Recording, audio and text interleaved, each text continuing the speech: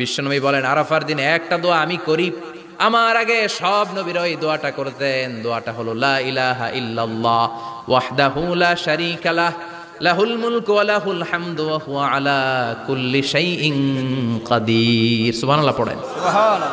মুখস্থ আছে না দোয়াটা? এটা পড়বেন। বিশ্বনবী আরাফার ময়দানে এই দোয়াটা পড়তেন। তাহলে বোঝা গেল বছরের সব দিন সমান না। সব দিন সমান না।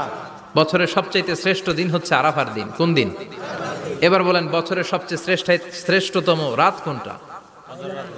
কদরের রাত। ইন্না আনজালনাহু ফি লাইলাতিল কদরি ওয়া মা আদরাকা মা লাইলাতুল কদর লাইলাতুল কদরি খায়রুম মিন আলফি শাহর।